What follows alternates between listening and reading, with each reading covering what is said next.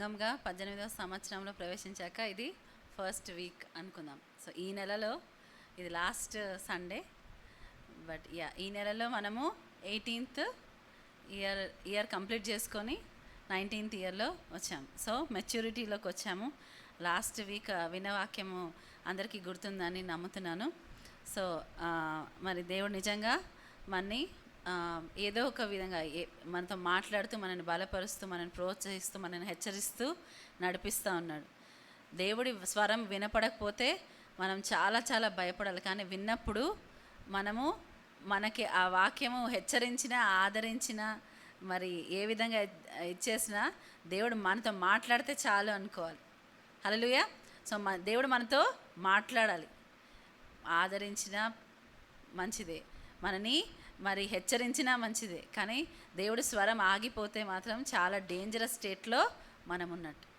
So నిజంగా దేవుడి వాక్యము మనని ఈ విధంగా మనని సిద్ధపరుస్తుంది. దేనికోసము? యేసుక్రీస్తు యొక్క స్వారూప్యంలో మనం మారి ఆయన వధువు సంఘంగా మనం ఒకరోజు ఆయన మధ్యాకాశంలో వచ్చినప్పుడు మనము ఎత్తబడడానికి. దానికి ఒక ప్రాసెస్ ఉంటుంది. మరి ఎలా సిద్ధపడాలని కొన్ని విషయాలు మనం వినున్నాం కదా. సో నిజంగా నేనైతే చాలా బలం పొందుకున్న వాక్యంతో. సో నిజంగా దేవుడు మరి దైవజనుని దీవించాలని, ఇంకా గొప్పగా వాడుకోవాలని నేను ఆశిస్తున్నాను.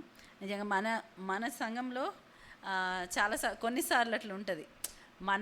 ఇప్పుడు విల్సన్ బ్రదర్ కానీ మేము కానీ చెప్తుంటే వాక్యం రెగ్యులర్గా మేమే చెప్తున్నాం కదా అని ఉండొచ్చు. కానీ వేరే వాళ్ళ ద్వారా వింటే ఇంకా కొంచెం ఒక్కసారి అది ఇంకా కొంచెం ఎఫెక్టివ్గా అనిపించవచ్చు. బట్ ఏదేమైనా కానీ దేవుడి వాక్యము మనతో మాట్లాడుతున్నందుకు దేవునికి వందనాలు. సో ఒక నిమిషం ప్రార్థన చేసుకుందాం. హల్లెలూయా. స్తోత్రం ప్రభా. ఎస్ లోనైనా అవును ప్రభా, నైనా నీ వాక్యం మమ్మల్ని నైనా అవును ప్రభా మరి ఆదరిస్తుంది, బలపరుస్తుంది, హెచ్చరిస్తుంది, నడిపిస్తుంది ప్రభా. నేను అవుతానైనా ప్రభా, నీవు నైనా మాతో ఉంటే చాలు ప్రభా. నీ సన్నిధి మాతో ఉంటే చాలు, నీ మమ్మల్ని నడిపిస్తే చాలు. ఈ దినమన నువ్వు ఏదైతే మాట్లాడాలనుకున్నావు ప్రభా, ఒక మనిషి మాట్లాడినట్టు కాదు ప్రభా. నైనా నీ స్వరమునైనా అవును ప్రభా, ఇక్కడున్న ప్రతి ఒక్కరు మహానేమ్ హౌస్ ఆఫ్ ప్రేయర్కి చెందిన ప్రతి ఒక్కరు వినులాగున ప్రభా నైనా మీరు సహాయం చేయమని అడుగుతుంటున్నాం. మనుషుల మాటగా కాదు ప్రభా, నీ మాటగా ప్రభా వినుటకు సహాయం చేయమని అడుగుతుంటున్నాం. ఎస్ లార్డ్ ప్రభా. నైనా అవును తనైనా అవును ప్రభా, మరి మా నోటి నుంచి వచ్చే మాట ప్రతి మాట నిన్ను మహిమపరచాలి ప్రభా. నిన్ను మహిమపరచని ఏ మాట కూడా ప్రభా మన నోటి నుంచి రాకున్నట్లు ప్రభా మీరు సహాయం చేయండి. నేను అవును తన నీవు ఏవైతే ఈ దినం కోసం ఆర్డైన్ చేసావో నేను అవును ప్రభా మరి నేను ఏర్పాటు చేసావో ఆ వాక్యము మా అందరికీ దయచేసి మాతో మాట్లాడి మమ్మల్ని నడిపించమని నీకే మహిమ ఘనత ప్రభావాలు చెల్లిస్తూ వినబుద్ధి మాకు పుట్టించమని అడుగుతుంటున్నాం. డిస్ట్రాక్షన్స్ ఏవి లేకుండా ప్రభా సహాయం చేయమని అడుగుతున్నాం. నేను అవును తండ్రి మాతో నేను అవును ప్రభా మాట్లాడినప్పుడు నేడు నీవు మాతో మాట్లాడినప్పుడు మా హృదయాలు కఠినపరచుకోకున్నట్లు సహాయం చేయమని అడుగుతూ ఈ సమయాన్ని ప్రభా మీకు సమర్పిస్తూ యేసు నామములో ప్రార్థించి వేడుకుంటున్నాం తండ్రి. ఆమెన్. హల్లెలూయా.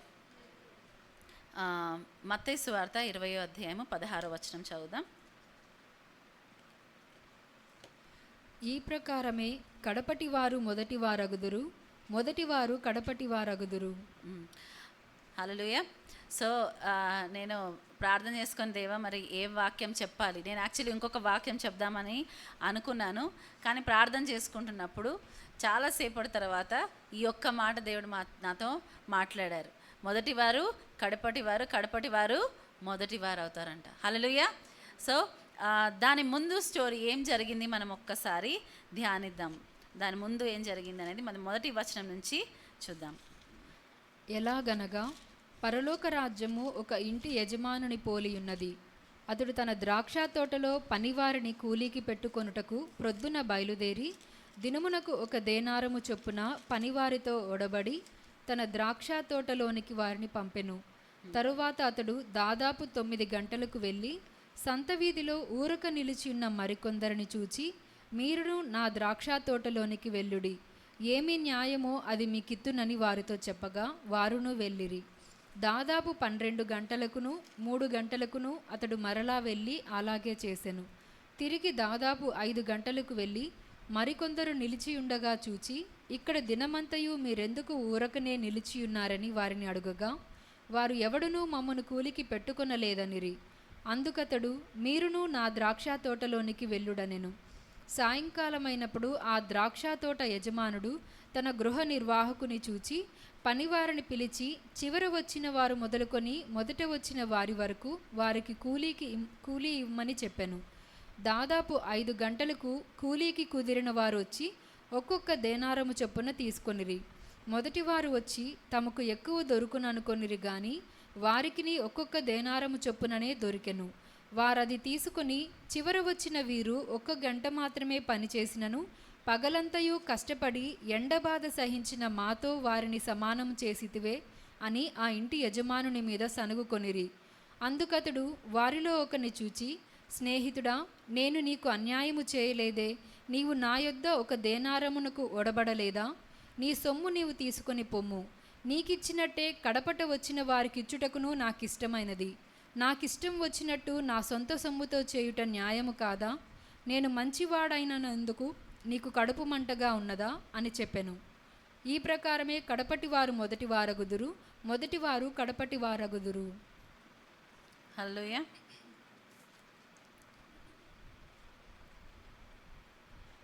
సో ఇక్కడ మనం చూస్తే మొత్తము స్టోరీ జాగ్రత్తగా ఒక్కొక్క మాట మనము ధ్యానిద్దాం.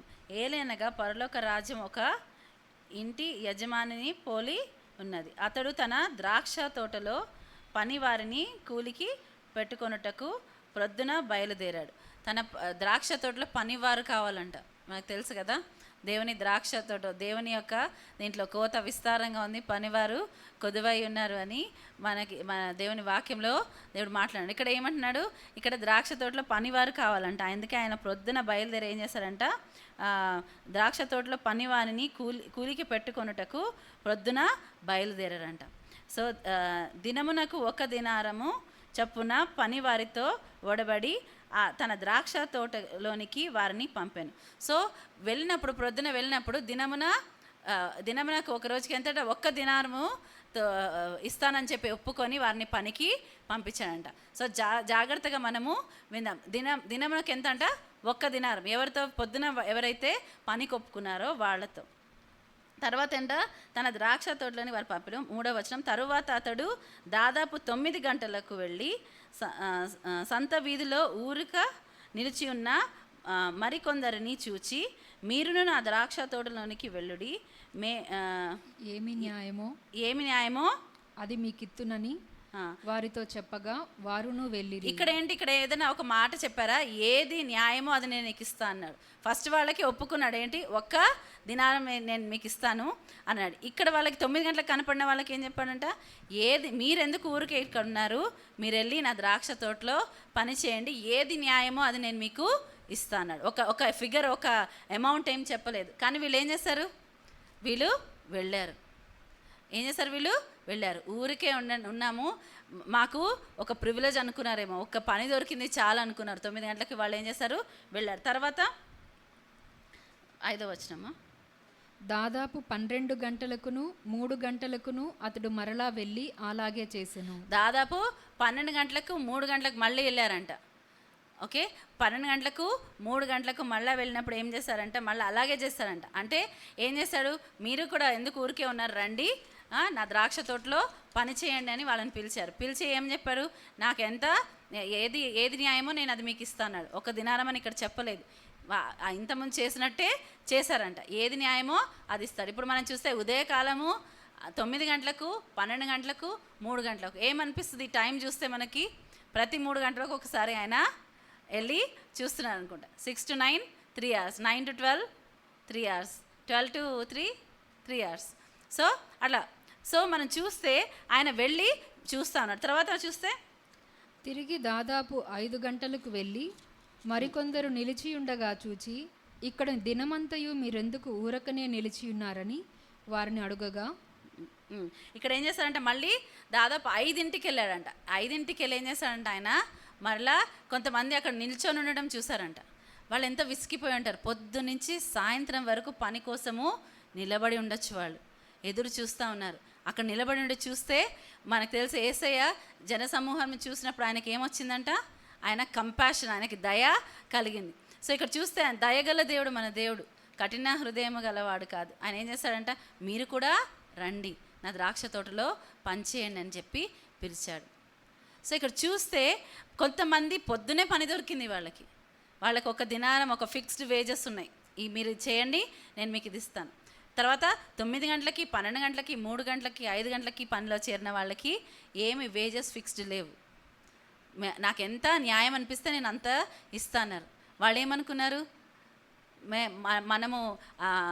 వాళ్ళు ఏమనుకున్నారు, మాకు ఉద్యోగం దొరకడమే లేకపోతే మాకు పని దొరకడమే గొప్ప విషయము. సో కాబట్టి మేము ఎంత ఉట్టిగా ఉండడం కన్నా మాకు ఏదో ఒకటి దొరకడము మేలు అనుకున్నారు. ఒక సామెత ఉంటుంది కదా, గుడ్డి కన్నా మెల్ల మేలు అంటారు. ఎందుకు, అసలు లేకపోయిన దానికన్నా ఏదో కొద్దిగా రావడం అన్నా మేలు. ఇది రావడం ఏదో మా గొప్పతనం కాదు, మాకు ఏంటి, మాకేదో దేవుడు కనికరించాడు కాబట్టి ఇది దొరుకుతుంది, దేవుడి దయ వల్ల దేవుడి కృప వల్ల అనుకున్నారేమో. సో ఎంత వస్తే అంత చాలు, ఏదో ఒకటి దొరుకుతుంది ఉట్టిగా ఉండడం కన్నా అనుకున్నారు. మొదటి వాళ్ళకేంటి ఫిక్స్డ్ వేజెస్ ఏమనుకున్నారు, వాళ్ళు చాలా ప్రొఫెషనల్ ఏమో. చూస్తే మాకు అంత దొరకడం మాకు న్యాయమైంది అనుకున్నారేమో. వాళ్ళు చూస్తే వాళ్ళ ఎక్స్పెక్టేషన్స్ చాలా హై, వాళ్ళు ఏదైతే ఆశిస్తున్నారో అది చాలా ఎక్కువగా ఉంది. వాళ్ళు చాలా హై ఎక్స్పెక్టేషన్స్ గలవాళ్ళు, ఎందుకంటే వాళ్ళ సొంత పని మీద వాళ్ళ సొంత బలం పైన ఆధారపడుతున్నారేమో. ఎలా తెలుస్తుంది మనకి, మన తర్వాత వచనాల్లో చూసి తెలుస్తుంది. ఇక్కడ మాత్రం కొంతమంది డిసప్పాయింట్ కాకుండా వేచి ఉన్నారు. హల్లెలూయా. పొద్దునుంచి 9 గంటల వరకు వాళ్ళ పిలుపు ఎప్పుడు వచ్చింది, 9 గంటలకు వచ్చింది. మళ్ళీ తర్వాత 12 గంటలకి. ఇంకొంతమంది పిలుపు ఎప్పుడు వచ్చింది, 12 గంటలకు వచ్చింది. మరి తర్వాత ఇంకొంతమందికి పిలుపు ఎప్పుడు వచ్చింది, 3. కానీ వాళ్ళు ఏం చేస్తున్నారు, ఎదురు చూస్తున్నారు. వాళ్ళు వదిలిపెట్టలేదు, మాకు ఇంకా దొరకదులే పని అని. కొంతమంది చాలా తొందరగా నిరుత్సాహపడే వాళ్ళు ఉంటారు. కానీ ఇక్కడ చూస్తే ఓపిక, సహనము, వాళ్ళు ఎదురు చూస్తున్నారు. తర్వాత ఇంకా ఏంటంటే 5 గంటలకి ఆల్మోస్ట్ అయిపోవస్తుంది, రోజు అయిపోవస్తుంది. ఎవరైనా మీరు కొన్ని ప్లేసెస్లో ఉంటారు, కొన్ని డైలీ లేబరర్స్ కొన్ని ప్రాంతాల్లో ఉంటే వెయిట్ చేస్తుంటారు. ఎవరైనా ఇంట్లో డైలీ లేబరర్స్ కావాలంటే ఎక్కువ హైఫై ప్రాంతాల్లో మనకి కనపడతారు. సో పెద్ద పెద్ద వాళ్ళ ఇళ్ళల్లో ఉన్న ప్రాంతాల్లో, అక్కడ జూబ్లీ హిల్స్, బంజారా హిల్స్ అటువైపు చాలా ఎక్కువ కనపడతారు. ఒక ప్లేస్లో వెయిట్ చేస్తుంటారు డైలీ లేబరర్స్. వాళ్ళు వచ్చి ఏంటి, ఎవరైనా వచ్చి పని ఉంటే పిలుచుకెళ్తారు కదా అని. వాళ్ళు ఎంతవరకు వెయిట్ చేస్తున్నారు, మహా అంటే 12 గంటల వరకు. తర్వాత ఇంకా దానికైనా వెయిట్ చేయరు. ఎందుకు, ఇంకా అయిపోయింది, ఇంకెవరు వచ్చి మమ్మల్ని హైర్ చేసుకుంటారని ఆశ అంతా చచ్చిపోతుంది వాళ్ళకి. ఇంకా అంతే, ఈరోజు వేస్ట్ అయిపోయింది అని వెళ్ళిపోతారు. కానీ ఇక్కడ వీరు చూస్తే 9 గంటలకు ఉన్నారు, 12 గంటలకు ఉన్నారు, 3 గంటలకు ఉన్నారు, 5 గంటల వరకు కూడా వెయిట్ చేసిన వాళ్ళు ఉన్నారు. అంటే వాళ్ళు ఆ యొక్క ఆశ కోల్పోలేదు. They still are waiting. నిరుత్సాహపడిపోలేదు, వాళ్ళు వదిలిపెట్టి వెళ్ళిపోలేదు. వాళ్ళు ఇంకా మాకు ఛాన్స్ ఉందేమో అని ఎదురు చూస్తున్నారు. 5 గంటలకి మొత్తము 6 గంటలకు పని మొదలైతే 6 గంటల వరకు ఎన్ని అవుతుంది, 12 గంటలు అవుతుంది. దాదాపు 11 11th అవర్ అంటే చివరి గడియ వరకు కూడా వాళ్ళు వెయిట్ చేశారు. వాళ్ళు విడిచిపెట్టి వెళ్ళిపోలేదు. నిన్న వర్షిప్ దేంట్లో మరి ఒకరికి గిఫ్ట్ వచ్చిందనమాట. దాంట్లో ఏంటి, be still and know that I'm God అని. ఊరికే ఉండి చూడి, ఒకసారి చూద్దాం. అది కీర్తనలు 46:10. ఊరకుండుడి, నేనే దేవుడునని తెలుసుకొనుడి. అన్యజనులలో నేను మహోన్నతుడనగుదును, భూమి మీద నేను మహోన్నతుడనగుదును. ఇక్కడ చూస్తే ఊరికే ఉండుడి, నేను దేవుడినని తెలుసుకొనుడి అన్నాడు. మనని విమోచించడానికి దేవుని కన్నులంట, యెహోవా కన్నులు భూమి అంతా సంచారం చేస్తున్నాయంట. ఎందుకు, యథార్థమైన హృదయం గల వారిని బలపరచడానికి, యథార్థంగా ఉన్న వాళ్ళని బలపరచడానికి అంట. ఇక్కడ చూస్తే వాళ్ళ సిన్సియర్ హార్ట్, వాళ్ళ హార్ట్ అంతటితో వాళ్ళు, ఎవరు ఒకవేళ ఆశ లేకపోతే, అవసరం లేకపోతే, డెస్పరేషన్ లేకపోతే ఎవరు 5 గంటల వరకు వేచి ఉండరు. 9 గంటల వరకు అర్థం చేసుకోవచ్చు, 12 గంటల వరకు అర్థం చేసుకోవచ్చు, 3 గంటలు అంటే ఇంకొంచెం ఎక్కువ స్ట్రెచ్ చేస్తారు. 5 గంటలు అంటే అసలు ఇంకా హోపే లేదు. కానీ ఏం చేశారు, వాళ్ళ యొక్క పోస్ట్ని విడిచిపెట్టలేదు. వారు ఎక్కడైతే ఉండాలో అక్కడ వేచి ఉన్నారు. మనం ఏం చేస్తుండొచ్చు, తొందరగా మనకి చిరాకు వస్తే, మనకు విసుకొస్తే మనము విడిచిపెట్టి వెళ్ళిపోతామేమో. పనికి పిలిచే ఆయన నమ్మదగినవాడు, ఆయన నమ్మదగినవాడు. యాకోబు పత్రిక 1:2 చూద్దామా ఒకసారి. యాకోబు పత్రిక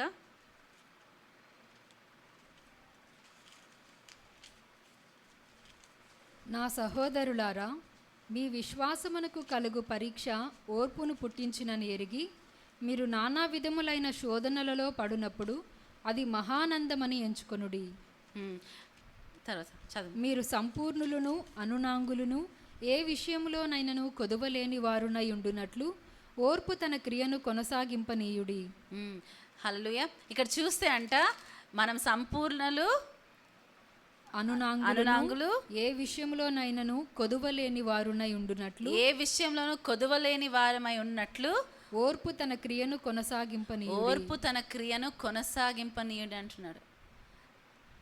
ఎప్పుడైతే 9 గంటలకు కొంతమందిని తీసుకెళ్ళినప్పుడు మిగతా వాళ్ళకి మళ్ళా వస్తాడేమో, మళ్ళా తీసుకెళ్తాడేమో అని ఆశ ఉండొచ్చు. 12 గంటలకు వాళ్ళ పిలుపు వచ్చింది. ఇక్కడ ఎవ్వరు కూడా సనిగినట్టు గొనిగినట్టు మనకు కనపడలేదు. ఎప్పటి వరకు? ఎప్పుడైతే రివార్డ్ వచ్చే టైం వరకు మనకి యాక్చువల్ ఇది తెలియదు. అందరూ ఏం చేస్తారు? పని దొరికింది కదా అని హ్యాపీగా వెళ్ళి పని చేస్తున్నారు.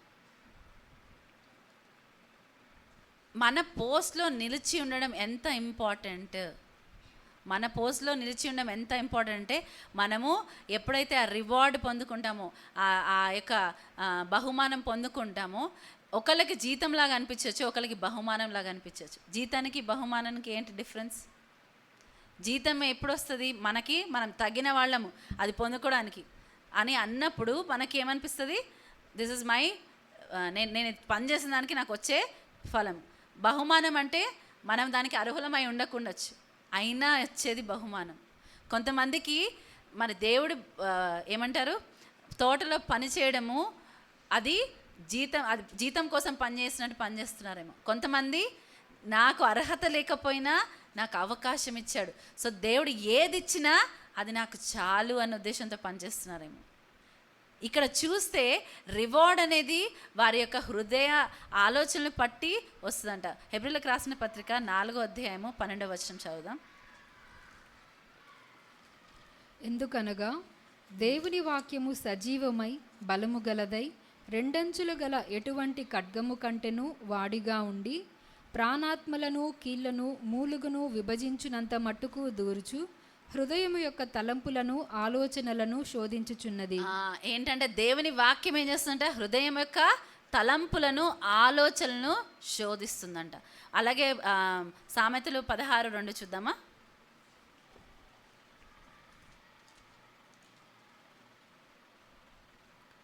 ఒకని నడతలన్నయు వాని దృష్టికి నిర్దోషములుగా కనబడును, యెహోవా ఆత్మలను పరిశోధించును. యెహోవా ఆత్మలను పరిశోధించును. ఇంగ్లీష్లో ఏముంటుందంటే God searches the intents of man's heart. అంటే మనిషి యొక్క ఉద్దేశాలని పరీక్షిస్తాడంట. అక్కడ తలంపులను ఆలోచనను పరీక్షిస్తాడంట దేవుడు.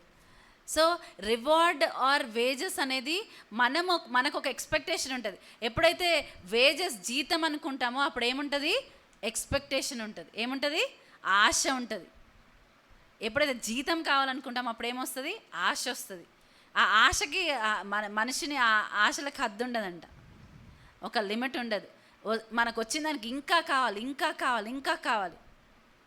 మనం చూస్తే కొద్దిగా మన లైఫ్లోనే ఉండొచ్చు, అది నా లైఫ్లో నేను అనుభవించాను. కొద్దిగా ఒక టైం ఉండేది, 500 రూపాయలే జీతం ఉండేది. అప్పుడు చాలా తృప్తిగా ఉన్నాం. 500 చాలా గొప్ప జీతం అనుకునేదాన్ని. ఎందుకు? నాకు అప్పటికి అంత క్వాలిఫికేషన్ లేదు.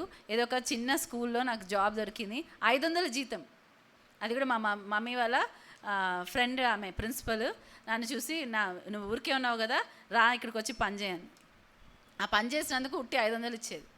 500 అప్పుడు అదే ఎక్కువ అనిపించేది. అబ్బా 500 వచ్చిందని. తర్వాత రాను జీతం పెరుగుతున్న కొద్దీ ఆశలు పెరిగిపోయింది. ఇంకా రావాలి, ఇంకా రావాలి. ఒక 2 years బ్యాక్ నేను పనిచేస్తున్న దాంట్లో నేను మా కొలీగ్కి నాకన్నా ఎక్కువ శాలరీ వస్తుందని, నాకు ఆమె సీనియర్, కానీ ఇద్దరం ఎంత సీనియర్ అయినా ఇద్దరం ఒకటే రకమైన పని చేస్తున్నాం కదా. అయితే తనకొకటి నాకొకటి డిఫరెన్స్ ఎందుకు చూపిస్తున్నారని మా బాస్కి, అన్నయ్య అవుతారు కానీ మా బాస్కి నేను మెసేజ్ పెట్టాను, అన్న ఇట్లా ఎందుకు అని చెప్పి మెసేజ్ పెట్టాను. వెంటనే దేవుని వాక్యం నన్ను గద్దించింది. ఇంతకుముందు కూడా ఒకసారి చెప్పాను, దేవుని వాక్యం నన్ను గద్దించింది.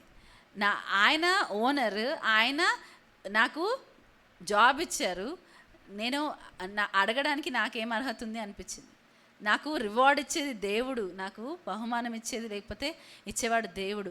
నేను మళ్ళీ నేను ఆయనకు వెంటనే మెసేజ్ పెట్టాను, సారీ అన్న, నేను అడగకుండా ఉండాల్సింది ఇది, దేవుడు నాకు ఈ వాక్యం ద్వారా మాట్లాడారు, ఐఎమ్ రియల్లీ సారీ అని చెప్పి నేను మళ్ళీ మెసేజ్ పెట్టాను.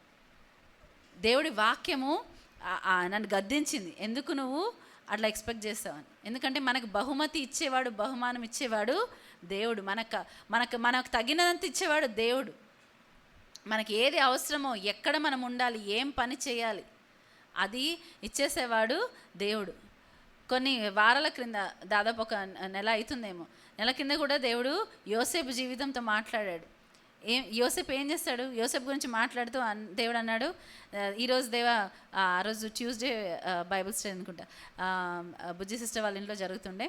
సో ఆ రోజు దేవుడు ఏం మాట్లాడాడంటే, హ్యాంగ్ ఆన్ అన్నాడు, నిలిచి ఉండు అన్నాడు. నేను అన్నీ నాలో ఉప్పనిలాగా ఎన్నో ఆలోచనలు, ఎన్నో నేను ఇది చేయాలా, అది చేయాలి, లేకపోతే ఇది అది అని నేను నిర్ణయించుకుంటుంటే దేవుడు అన్నాడు, హ్యాంగ్ ఆన్, నువ్వు ఉండు. నేను అన్నీ గివప్ చేసేద్దామన్న హృదయంతో, ఆలోచనలు చాలా మైండ్లో ఎన్నో ఆలోచనలతో ఉన్నాయి. అప్పుడు దేవుడు నాతో మాట్లాడాడు, హ్యాంగ్ ఆన్. ఏంటి దేవా నువ్వు హ్యాంగ్ ఆన్ అంటున్నావు అంటే, దేవుడు ఆ రోజు అన్నాడు, యోసేపుని జ్ఞాపకం చేసుకో అన్నాడు. యోసేపు యొక్క జీవితం గురించి నాతో మాట్లాడు, నిలిచి ఉండు, నీ పోస్ట్లో నువ్వు నిలిచి ఉండు. ఎలా నిలిచిన్నాడు యోసేపు? తన కళల పైన తను ఎప్పుడు గివప్ చేయలేదు. తన కళ వచ్చినప్పటి నుంచి శ్రమ స్టార్ట్ అయింది. కళ వచ్చే వరకు ఏమన్నాడు, హ్యాపీ చైల్డ్ ఏమో, ఆయన మంచిగా చైల్డ్హుడ్ ఏమో, మంచిగా ఎంజాయ్ చేస్తున్నాడు. తండ్రి యొక్క ప్రేమ దొరుకుతుంది, తండ్రి యొక్క ఆ యొక్క స్పెషల్ అటెన్షన్ దొరుకుతుంది. ఎప్పుడైతే ఆయనకు ఒక రికగ్నిషన్ వచ్చిందో ఏం స్టార్ట్ అయింది? శ్రమ స్టార్ట్ అయింది. ఎప్పుడైతే తన తండ్రి ఒక గుర్తింపు ఇచ్చాడు, తనకి ఒక ఐడెంటిటీ, మనకు కూడా క్రీస్తులో ఒక ఐడెంటిటీ, ఒక గుర్తింపు వచ్చాక మనకి ఎక్కువ ప్రాబ్లమ్స్ స్టార్ట్ అవుతాయి. ఎందుకంటే ఆ గుర్తింపును మర్చిపోవాలని సాతాను ప్రయత్నిస్తుంది. ఆ గుర్తింపు మనకు ఉండకూడదని, ఆ గుర్తింపులో మనము ముందు కొనసాగకూడదని. నువ్వు ఒక దేవుని బిడ్డ అని నువ్వు ఆ దాంట్లో నువ్వు కొనసాగితే వాడి యొక్క రాజ్యానికి ముప్పు. కాబట్టి వాడు ఏం చేస్తాడు, ఆ యొక్క ఆలోచన లేకుండా చేయాలనుకుంటాడు. యోసేపుకు ఒక గుర్తింపు వచ్చింది. ఏంటి ఆ గుర్తింపు? రంగురంగుల ఒక అంగి ఆయనకి ఇవ్వబడింది. దానివల్ల ఏం తెలిసిందంట, ఆయన చాలా ప్రియమైన కుమారుడని తెలిసింది. అన్నదమ్ములు ఏం చేశారంటే ఆయన ద్వేషించాడు. అది అక్కడ ఆగిపోకుండా ఏమైంది, తనకి మళ్ళా దేవుడు తనకి కళ ఇచ్చాడంట. ఆ కళ చెప్తే ఏమైందంటే వాళ్ళ అన్నదమ్ములకి మరీ ద్వేషించారంట. ఇంత కాదు, ఫస్ట్ ఇంత ద్వేషించారు, తర్వాత మరీ ద్వేషించారని ఉంటుంది. అక్కడికి ఆగిపోయిందా? లేదు, మళ్ళీ ఇంకొక కళ వచ్చింది. ఆ ఇంకొక కళ వచ్చినప్పుడు వాళ్ళ తండ్రి కూడా విని ఏం చేస్తాడంట, గద్దించాడంట. అంటే ఏమని చెప్తున్నావు, నేను నీ తల్లి, మీ సహోదరులు అందరు కలిసి మేము నీకు సాష్టాంగ పడతామా, మేము నీకు నమస్కారం చేస్తామా అని అన్నారు. అప్పుడు ఏంటి, ఇంకా వాళ్ళు పగబట్టారు, ఇంకా పగ వచ్చేసింది వాళ్ళలో. ఎట్లాగైనా వీడి అంతం చూడాలనుకున్నారు. ప్లాన్, టైము, ప్లేస్ కోసం వెయిట్ చేస్తున్నారు. కానీ యోసేపు దాంట్లో చూస్తే ఒక్కసారి కూడా ఎవరిని కూడా వ్యతిరేకించినట్టు కానీ, ఒక్క మాట నెగటివ్గా అన్నట్టు కానీ మనం చూడం. తన కళల పైన, తన డ్రీమ్స్ పైన తను ఎప్పుడూ కూడా ఆశ వదులుకోలేదు. దేవుడు ఇచ్చిన మాట నెరవేర్చే వరకు పట్టుకొని ఉన్నాడు. ఫస్ట్ ఏం చేస్తారు, నీళ్ళని బావిలో పడేస్తారు. తర్వాత ఏం చేస్తారు, ఒక అన్న కనికరించి, వద్దులే మనము అలా చేయొద్దు, మనం అక్కడ ఇష్మాయిలు వస్తున్న వాళ్ళకి అమ్మేస్తే మనకు డబ్బులన్నీ వస్తాయి అన్నారు. సో ఏం చేస్తారు, తనని తీసుకెళ్ళి మళ్ళీ అమ్మేస్తారు. అమ్మేసిన తర్వాత ఏమైంది, అమ్మేస్తే ఆయన తీసుకెళ్ళి అక్కడ ఇష్మాయిలు ఏం చేస్తారు, ఆయన ఏం మంచిగా తీసుకెళ్ళలేదు, ఎక్కించి చాలా శ్రమతో. ఏం ఆలోచనలు వచ్చిండొచ్చు, ఈ కళ వల్ల వచ్చిందా నాకు ప్రాబ్లము, ఎందుకు ఈ కళను నేను మర్చిపోతా, అన్నీ మర్చిపోయి గమ్మున ఎక్కడైనా వెళ్ళి ఏదైనా నేను బతికేస్తాను అని చెప్పొచ్చు. లేకపోతే వాళ్ళ అన్నలను బతిలాడచ్చు, అయ్యో నేను ఇంకొకసారి నేను చెప్పను, నేనే మీకు దాసుడను. యాకోబు ఏం చేస్తాడు, వాళ్ళ అన్నకి నేనే దాసుడ నా యజమానిలాగా నేను నా అన్నని పొగడేస్తాను, అయిపోతుంది అనుకున్నాడు. కానీ దేవుడు మధ్యలో ఇంటర్ఫియర్ అయ్యాడు కదా. ఇక్కడ కూడా చూస్తే యోసేపు అట్లా ఏమైనా చెప్పేసి కళ అన్నీ వదిలేస్తానన్నా క్షమించు, నేను ఉట్టిగా చెప్పానని ఏదో ఒక అబద్ధం బొంకచ్చు. కానీ ఏం చేశాడు? ఆయన తన కళను, తనకు దేవుడు ఇచ్చిన మాటను గట్టిగా పట్టుకున్నాడు. ఎంతమందికి మనకు అంత పట్టుదల ఉంటుందా? దేవుడు ఇచ్చిన మాటను మనం పట్టుకున్నామా? దేవుడు నాతో మాట్లాడాడు ఆ రోజు. నువ్వు దేవుడిచ్చిన మాటను పట్టుకొని నిలిచి ఉంటావా? ఎదురు చూస్తావా? లేకపోతే వద్దులే, నాకు ఇన్ని శ్రమలు వచ్చినప్పుడు నాకు ఇది వద్దు అనుకుంటావా? అక్కడితో అయిపోయిందా? పోతిఫర్ ఇంట్లో ఆయన దేవుని దృష్టికి దయ పొందినవాడంట యోసేపు. ఎందుకు? సనగడం, గొనగడం ఇలాంటివన్నీ దేవుడికి చాలా చిరాకైనవి. కానీ యోసేపులో మనం సనగడం, గొనగడం, కంప్లైంట్ మనం చూడం. ఏం చేశాడు ఆయన? అక్కడ నిలిచి ఉన్నాడు. ఎక్కడ యోసేపు వెళ్తే అక్కడ ఆయన ఫలిస్తున్నాడు. ఎందుకు? దేవుని, నేను అనుకుంటా ఆ కళలు, ఆ దర్శనము, దేవుడిచ్చిన మాటనైనా ఆనుకొనున్నాడేమో. ఆయన హృదయ ఆలోచనలు, తలంపులు దేవుడికి తెలుసు. యోసేపు దయ పొందాడు. ఎందుకు? పోతిఫర్ ఇంట్లో ఆయన పోతిఫర్ తర్వాత నెక్స్ట్గా ఉన్నాడు. మనం చూస్తే ఎక్కడైతే దేవుడు ఆయన పెట్టాడో అక్కడ నమ్మకంగా ఉన్నాడు యోసేపు. హల్లెలూయా, నమ్మకంగా ఉన్నాడు. అందుకే దేవుడు యొక్క దయ ఆయన పైన నిలిచి ఉంది. ఎక్కడికి వెళ్తే అక్కడ ఆయన వర్ధిల్లుతూ ఉన్నాడు. అక్కడ వదిలిపెట్టిందా సాతాను? ఆయనని వదిలిపెట్టలేదు. పోతిఫర్ భార్య లాగా ఆయనని శోధించినప్పుడు ఆయన ఏమన్నాడు? ఏదో ఒకటిలో నేను కాంప్రమైజ్ అయిపోతా, ఎందుకంటే నేను మళ్ళీ పైకి రావాలంటే నాకు ఇట్లాంటి అవకాశం వస్తుందో లేదో అనుకోలేదు. ఏం చేశాడంట? నేను దేవునికి విరోధంగా పాపము చేయను. దేవునికి విరోధంగా ఎవరు చూడట్లేదు, పాపం చేస్తే ఎవరికి తెలియదు కూడా. కానీ ఆయన ఏమంటున్నాడు? దేవునికి విరోధంగా. అంటే మనకు ఏమర్థమవుతుంది? యోసేపుకు దేవుని బట్టి భయభక్తులు కలిగి ఉన్న వ్యక్తి, దేవుని పైన విశ్వాసం ఉన్న వ్యక్తి, దేవుని పైన ఆశ వదులుకోని వ్యక్తిగా మనం చూస్తున్నాం. అక్కడి నుంచి ఏమైంది? తర్వాత ఆయనది మరి పోతిఫర్ భార్య కంప్లైంట్, అబద్ధ నేరాలు మోపింది. చేయని పని చేశాడని చెప్పి ఆయన పైన నేరం మోపితే ఆయన ఏం చేశాడు? ఆయన డిఫెండ్ చేసుకున్నాడా? పోతిఫర్ కంప్లైంట్ చేశాడా? నాది కాదయ్యా తప్పు, నీ భార్య అది, ఆమె ఇట్లా చేసింది అట్లా చేసింది చెప్పాడా? ఎక్కడ అది రాయబడలేదు. గమ్మున తనకి అన్యాయంగా వచ్చిన తీర్పుని ఆయన అంగీకరించాడు. అన్యాయంగా వచ్చిన తీర్పు. ఎక్కడ వెళ్ళాడు? చెరసాల్లో వేశాడు. చెరసాల్లో వేస్తే అక్కడ కూడా చెరసాల అధికారి దృష్టికి ఏంటంటే యోసేపు దయ పొందాడంట. మౌనముగా ఉండి సహించాడు, మౌనముగా ఉండి భరించుకున్నాడు, దేవుని పైన ఆనుకున్నాడు, దేవుని పైన ఆధారపడ్డాడు, మనుషుల పైన ఆధారపడలేదు. వీళ్ళ యోసేపు కథ వింటే నిజంగా వాళ్ళకి వచ్చిన కళ కోసం, వాళ్ళకి దేవుడిచ్చిన మాట కోసం అంత ఖచ్చితంగా నిలబడగలరా అనిపించింది నాకు. ఆశ కలిగింది నాకు. యోసేపు స్టోరీ తెలియని స్టోరీ కాదు, తెలిసిందే. కానీ ఎప్పుడైతే దేవుడు మనతో మాట్లాడతాడు కదా ఒక మాట, మనకేమొస్తుంది? ధైర్యం వస్తుంది, విశ్వాసం వస్తుంది, నమ్మకం వస్తుంది. అలా ఆ రోజు ఆ మాట నాకు చాలా బలపరిచింది. విడిచిపెట్టలేదు ఆయన. అక్కడి నుంచి ఏం చేస్తాడు? అక్కడ ఎన్ని సంవత్సరాలు ఉన్నాడు? అక్కడ ఏమొచ్చారు? ఒక మరి బట్లర్, బేకర్ వచ్చారంట. మరి తెలుగులో ఏమంటారు? భక్ష్యకారుడును పానదాయకుడు. భక్ష్యకారుడును పానదాయకుడు. వాళ్ళు చాలా సీరియస్గా, చాలా మరి దిగులుగా ఉన్నారంట. ఫస్ట్ యోసేపు అనొచ్చు, నాకే ఇంత ప్రాబ్లం ఉంది, వేడేవాడు ఎట్లా పోతే ఏంటి? ఒకవేళ మనం ప్రాబ్లంలో ఉంటే ఏం చేస్తాం? వేరే ఎవరి ప్రాబ్లం మనం పట్టించుకుంటామా? నిజంగా చెప్పండి. కొన్నిసార్లు మనము దృష్టి పెట్టము, మన చుట్టూ ఉన్న వాళ్ళు ఎటువంటి ప్రాబ్లంలో పోతున్నా దృష్టి పెట్టము. మనకేంటి? మనదే పెద్ద ప్రాబ్లం, మనదే పెద్ద కొండలాగా అనిపిస్తుంది. యోసేపు మంచిగా ఒక ప్రిన్స్ లాగా ఉన్నాడేమో. తన తండ్రికి ప్రియమైన కుమారుడు, తనకి ఏది కొదవలేదు. అక్కడి నుంచి ఇక్కడికి వచ్చానేంటి బాబోయ్, నా అన్నలు వల్ల నేను ఈ స్థితికి వచ్చాను అని దినము రాత్రి వాళ్ళ మీద కోపం తెచ్చుకొని ఆయన పగ చూపించిన వాడిగా మనకు కనపడడు. అక్కడ చూసి వేరే వాళ్ళ బాధలను ఆయన ఆదరించడానికి, వేరే వాళ్ళకి ఆయన ఓదార్చడానికి ఇచ్చేస్తున్నాడు. ఏమైంది, ఎందుకు మీరు అట్లా సాడ్గా ఎందుకున్నారని చెప్పి వాళ్ళని అడిగినప్పుడు వాళ్ళకి వచ్చిన కళ చెప్పారు. సో మళ్ళీ ఆ బేకర్ ఏమో తను చనిపోతాడు. తర్వాత ఆ యొక్క పానదాయకుల అధిపతి ఆయన ఏంటంటే, మరలా నీ యొక్క ప్లేస్కి నువ్వు నువ్వు మరలా సమకూర్చబడతావు. అప్పుడు నువ్వు నన్ను జ్ఞాపకం చేసుకొని ఒక రిక్వెస్ట్ అడుగుతాడు. వాళ్ళకి సహాయం చేస్తాడా లేదా? వాళ్ళ కళను బట్టి వాళ్ళ కలవరం అవుతుంటే సహాయం చేస్తాడు అక్కడ యోసేపు. నువ్వు నన్ను జ్ఞాపకం చేసుకొని ఇప్పుడు ఏమవుతుంది?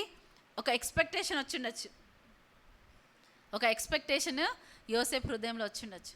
ఆ ఎక్స్పెక్టేషన్తో యోసేపు ఎదురు చూశాడేమో. కానీ ఆయన ఎప్పుడైతే సమకూర్చబడ్డాడు ఏమైందంట? మర్చిపోయాడంట యోసేపు గురించి. చాలాసార్లు ఏమవుతుంది, మనకు ఒక బ్లెస్సింగ్ రాగానే మనం ఎక్కడి నుంచి వచ్చాము, మనం ఏం చేస్తున్నాం, మనం ఎవరికైనా ఏమైనా మాట ఇచ్చామా అని మనం మర్చిపోతామేమో. మనుషులు మర్చిపోవచ్చు, కానీ దేవుడు మాత్రం చాలా నమ్మదగిన వాడు. అక్కడ పని చేసే వారినే చూడలేదు, నిలిచి ఉన్న వారిని కూడా చూస్తాడు దేవుడు. వారు ఆశ కోల్పోలేదు, వాళ్ళు నమ్మకముగా ఉన్నారు, ఎదురు చూస్తున్నారు. యోసేపుకి పర్ఫెక్ట్గా పగ తీర్చుకునే ఒక సమయం వచ్చింది. మనకంత స్టోరీ తెలుసు. తర్వాత ఆయన మళ్ళా ఆయన రాజు కన్నా గొప్ప రాజు తర్వాత గవర్నర్గా ఆయన నియమించబడతాడు. యోసేపు ఏది చెప్తే అది చేయమని ఆయన ఒక అథారిటీని ఫరో ఏం చేస్తాడు? యోసేపుకి ఇస్తాడు. అథారిటీ చేతిలో రాగానే ఏం చేయొచ్చు? ఇష్టం వచ్చినట్టు చేయొచ్చు. పోతిఫర్ని అంతం చేయొచ్చు, ఆ పానదాయకుడిని అంతం చేయొచ్చు, రైట్? అప్పుడు ఐగుప్తు చాలా గొప్ప దేశం అప్పుడు. ఆ కాలం ఎవరినైనా శాసించగలచ్చు. అంటే వరల్డ్లో గొప్ప లీడర్గా, ఒక ప్రామినెంట్ లీడర్గా యోసేపు అయిపోయాడు. తన అధికారాన్ని ఆయన దుర్వినియోగం చేసుకోలేదు. ఎందుకు అంటే దేవుని పైన ఆధారపడ్డాడు. ఆయన ఎక్స్పెక్టేషన్స్ ఒకటి ఉండొచ్చు, ఆయన ఒకటి చేయాలనుకోవచ్చు, ఆయన ఎక్స్పెక్టేషన్స్ బట్టి ఇది లేదు. నేను ఏమై ఉన్నానో అది దేవుని కృపయే అనుకున్నాడు. ఎలా తెలుస్తుంది మనకి? తన తండ్రి చనిపోయాడు, తన సహోదరులు భయపడుతున్నారు. ఇప్పుడు భయపడుతున్నారు. ఎందుకు భయపడుతున్నారు? ఇప్పుడు యోసేపు మనతో ఏం చేస్తాడు? ఇప్పుడు మనకు ఒక ప్రొటెక్షన్గా ఇప్పటి వరకు మన తండ్రి ఉన్నాడు, ఇప్పుడు యాకోబు చనిపోయాడు, ఇప్పుడు ఏమవుతుంది మన పరిస్థితి అని భయపడ్డారు. భయపడ్డప్పుడు ఒక్క మాట అంటాడు, చాలా అద్భుతమైన మాట.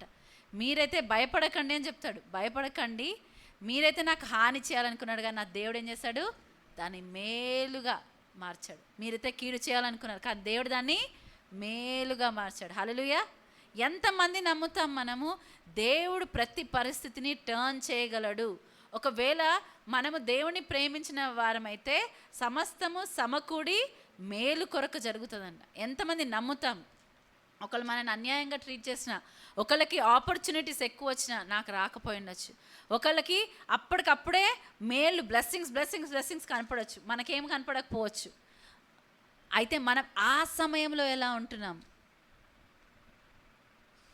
దేవుని యొక్క వాక్యము యోసేపుని పరీక్షించిందని కీర్తనలు రాయబడి ఉంటుంది. దేవుని యొక్క వాక్యం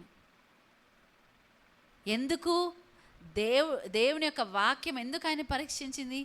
ఆయనని యోగ్యుడిగా, ఆయనకి ఇచ్చిన బ్లెస్సింగ్కి యోగ్యుడిగా చేయడానికి, యోసేపు తప్పిపోకుండా ఉండడానికి, యోసేపు నిలిచి ఉండడానికి, యోసేపు దేవుని నుంచి దూరం కాకుండా ఉండడానికి దేవుని వాక్యం ఆయన ఏం చేసిందంట?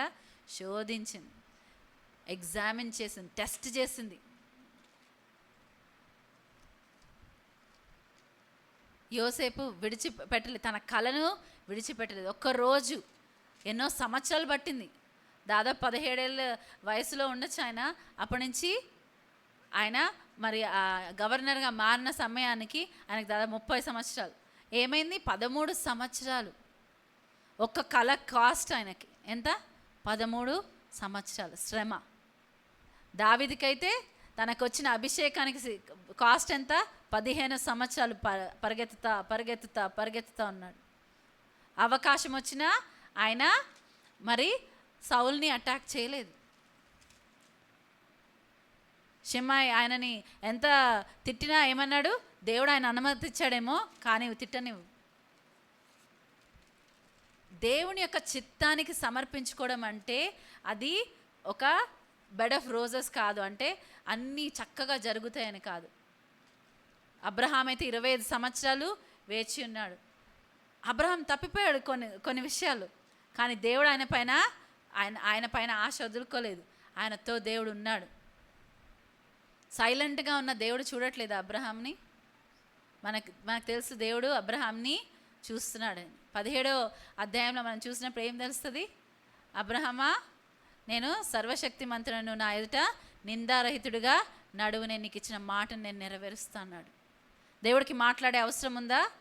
అవసరం లేదు. కానీ దేవుడు ఏంటి, మనకు తెలుసు ఆయన కరుణా సంపన్నుడు, ఆయన జాలి గలవాడు. ఇక్కడ కూడా ప్రతి 3 గంటలకు ఒక్కసారి ఆయన వెళ్ళి చూస్తున్నాడు, ఇంకెవరన్నా పని వాళ్ళు ఉన్నారేమో అని, ఇంకెవరన్నా ఉన్నారేమో అని. అవసరమా దేవుడికి? అవసరమా యజమానికి?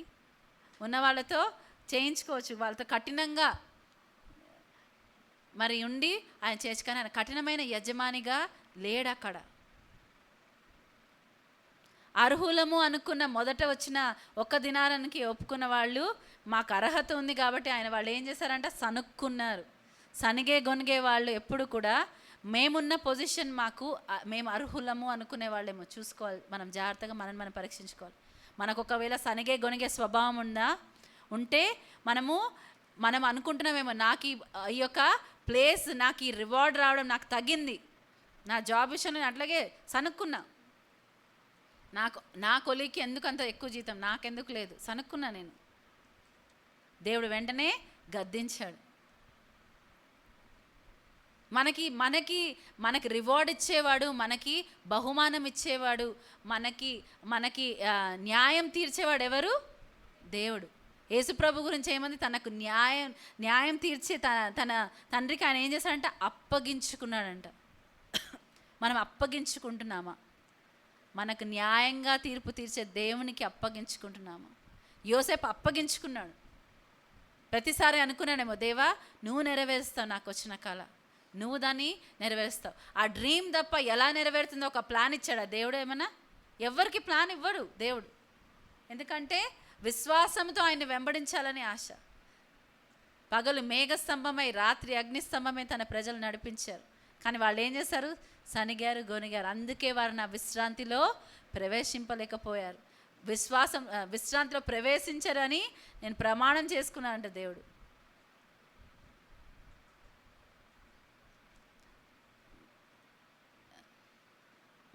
ఆ 5 గంటలు, 3 గంటలు, 5 గంటల వరకు వేచి ఉన్న వారి యొక్క హృదయం మనం ఆలోచిద్దాం. ఏముండొచ్చు, ఏం రన్ అవుతుండొచ్చు? ఒకటి డెస్పరేషన్ ఉండొచ్చు. ఆ డెస్పరేషన్ కొన్నిసార్లు దేవుడు మనలో క్రియేట్ చేస్తాడు, ఎందుకంటే ఆయన కోసము వేచి ఉండడానికి. హన్నా గురించి ఆలోచిస్తే, హన్నా తన ఎల్కనా ఇంకొక భార్యకి ఏంటి, పెనన్య కదా ఆమె పేరు, ఆమె మాటికి ఈమెను ఏం చేస్తుంది, ప్రవోక్ చేస్తూ ఉంటుంది, గుచ్చుతూ ఉంటుంది. ఏం చేస్తుందేమో, చూడు నేను నా పిల్లలు నా భర్తతో కలిసి మేము దేవుని మందిరానికి వెళ్తాం, నీకేమున్నారు, నువ్వు ఒక గొడ్రాలువి అని ఎన్ని మాటలు అనిందో. కానీ హన్నా ఏం చేసింది, దేవుని దగ్గర మొరపెట్టుకుందంట, హృదయాన్ని కుమ్మరించుకుందంట. ఫస్ట్ నొచ్చుకుంది, తర్వాత తను ఏంటి, సొల్యూషన్ మనుషులు కాదు, దేవుడి దగ్గరే. అప్పుడు ఏం చేస్తాను, దేవుని సన్నిధిలో ఒక ఒప్పందం చేసింది, నువ్వు నా కుమారుని ఇవ్వు, నేను నీకు తిరిగి మళ్ళా ఇస్తానని. ఆ డెస్పరేషన్ వరకు దేవుడు కొన్నిసార్లు మనం నడిపిస్తాడు. ఆ పాయింట్కి మనం రావాలి. ఇంకా వేరే సొల్యూషన్ లేదు, ఇంకా దేవుడే మనకు దిక్కు. ఆ పాయింట్ వచ్చినప్పుడు మనం ఎప్పుడైతే కంప్లీట్గా సరెండర్ అవుతామో అప్పుడు మన ఎంటీనెస్ని దేవుడు ఫిల్ చేస్తాడు. హల్లెలూయా. మనం ఎంటీగా ఉంటే దేవుడు నింపుతాడు. మనం బలహీనంగా ఉన్నప్పుడు ఆయన మన బలమవుతారు. ఎప్పటి వరకైతే నాకు ఈ యోగ్యత ఉంది, నాకు ఈ అర్హత ఉంది, నేను ఈ పని చేయగలను, లేకపోతే నాకు ఇది ఉంది అది ఉంది అని అనుకున్నప్పుడల్లా ఏమవుతుంది, ఫరిసేయులు కొంతమంది ఏమనుకుంటారు, ఒక సందర్భంలో మేము గుడ్డి వాళ్ళం అంటున్నావా నువ్వు అని యేసుప్రభుని ఛాలెంజ్ చేసినప్పుడు ఏమంటారు యేసుప్రభు, ఇప్పుడు మరి మీరు చూస్తున్నారు అని అనుకుంటున్నారు కాబట్టి ఇంకా వాళ్ళకి ఇంకా రెవల్యూషన్ ఏది రాదు, దేవుని యొక్క ప్రత్యక్షత వాళ్ళకి రాదు, ఎందుకంటే వాళ్ళు ఆల్రెడీ మాకు అన్నీ తెలుసు అనుకుంటున్నారు. మనం అటువంటి స్టేజ్లో ఉంటే కనుక మనము ఈరోజు ప్రతి ఒక్కరం పరీక్షించుకుందాం. ఫస్ట్ మనం సరి చేసుకుందాం. లాస్ట్ టైం ఏం చేశాడు ఏలియా, తన బలిపీఠాన్ని సరి చేశాడు. మన హృదయాన్ని సరి చేయాలి. మన ఆలోచన, మన తలంపులు ఎటు విధంగా ఉన్నాయి, ఏ విధంగా ఉన్నాయి. నాకు ఇది అర్హత ఉన్నది అన్నప్పుడు డిసప్పాయింట్మెంట్ వస్తుంది. తర్వాత చూద్దాం మత్తయి 20వ అధ్యాయము 7వ వచనం చదవండి. వారు ఎవడునూ మమ్మను కూలికి పెట్టుకొనలేదనిరి. అందుకతడు మీరును నా ద్రాక్ష తోటలోనికి వెళ్ళుడనెను. సాయంకాలమైనప్పుడు ఆ ద్రాక్ష తోట యజమానుడు తన గృహ నిర్వాహకుని చూచి పనివారిని పిలిచి చివర వచ్చిన వారు మొదలుకొని మొదట వచ్చిన వారి వరకు వారికి కూలీకి ఇమ్మని చెప్పెను. ఇక్కడ చూస్తే ఇప్పుడు ఆ గృహ నిర్వాహకుని పిలిచి ఏమన్నాడంట, ఆ యజమాని ఆ గృహ నిర్వాహకుని పిలిచి ఏమన్నాడు, పనివారిని పిలిచి చివర వచ్చిన వారు మొదలుకొని మొదట వచ్చిన వారి వరకు వారికి కూలీ ఇమ్మని చెప్పెను. డైరెక్ట్గా ఆ యొక్క యజమాని ఇవ్వలేదు, కానీ గృహ నిర్వాహకులు అంట. మనం దేనికి పిలువబడ్డాము? ఒక చర్చ్లో పాస్టర్ కానీ అధికారంలో ఉన్న వాళ్ళు ఏంటి, వాళ్ళ గృహ నిర్వాహకులు అంట. వాళ్ళని పిలిచి ఏం చెప్పాడంట, పనివారికి చివర వచ్చిన వారిని మొదలుకొని మొదట వచ్చిన వారి వరకు వారికి కూలీ ఇమ్మని చెప్పెను. వారికి కూలీ ఇమ్మన్నాడంట. దాదాపు 5 గంటలకు కూలీకి కుదిరిన వారు వచ్చి ఒక్కొక్క దేనారము చొప్పున తీసుకొనిరి. ఇప్పుడు అక్కడ వచ్చి రివార్డర్ యేసు ప్రభు అంటే మనకు రివార్డ్ ఇచ్చేవాడు యేసు ప్రభు అని మనం చూస్తాం. ఆ రివార్డ్ ఇచ్చే అతను తండ్రి అయిన దేవుడు ఒకవేళ మనము ఆ కోత యజమానిగా మనము చూస్తే ఇక్కడ రివార్డ్ ఇచ్చేవాడు యేసు ప్రభుని పిలిచి ఏమన్నారు, ఒక్కొక్కరికి తగినట్లుగా ఫస్ట్ ఎవరంట, లాస్ట్ వచ్చిన వాళ్ళని మొదలుకొని ఫస్ట్ వచ్చిన వాళ్ళ వరకు, లాస్ట్ వచ్చిన వాళ్ళని మొదలుకొని ఫస్ట్ వచ్చిన వాళ్ళ వరకు ఏమన్నారు, వారికి ఒక్కొక్క దేనారము చొప్పున తీసుకొనిరి. ఒక్కొక్క దేనారము ఇమ్మన్నాడు. తర్వాత దాదాపు 5 గంటలకు చదువు. దాదాపు 5 గంటలకు కూలీకి కుదిరిన వారు వచ్చి ఒక్కొక్క దేనారము చొప్పున తీసుకొనిరి. 5 గంటలకు కూలి కుదిరిన వాళ్ళు ఏమనుకుండొచ్చు, మాకే 10% ఒక 10వ వంతు వస్తుందేమో దినారులో అనుకున్నారేమో. ఏదొచ్చినా పర్వాలేదు, మనం వచ్చింది లాస్ట్ మినిట్లో కదా, ఆయన ఏది న్యాయం అనిపిస్తే అది ఇస్తాడు, తృప్తి కలిగి ఉన్నారేమో వాళ్ళు. ఏదొస్తే చాలు అనుకున్నారు. ఏమనుకున్నారు అప్పుడు ఏమైంది, మొదటి వారు వచ్చి తమకు ఎక్కువ దొరుకును అనుకొనిరి కానీ వారికి ఒక్కొక్క దేనారము చొప్పుననే దొరికెను. మొదటి వారు వచ్చి ఏమనుకున్నారంట, లాస్ట్కి వచ్చిన వాళ్ళకి ఒక్క దినారం వచ్చిందంటే మేము పొద్దున వచ్చాము కాబట్టి వాళ్ళ క్యాలిక్యులేషన్, వాళ్ళ ఎక్స్పెక్టేషన్స్ ఏమున్నాయి, అబ్బా లాస్ట్ వచ్చిన వాళ్ళకి అంత వచ్చిందంటే మాకు ఈ 5 దినాలలో 10 దినారాలు వస్తాయో అనుకున్నారు.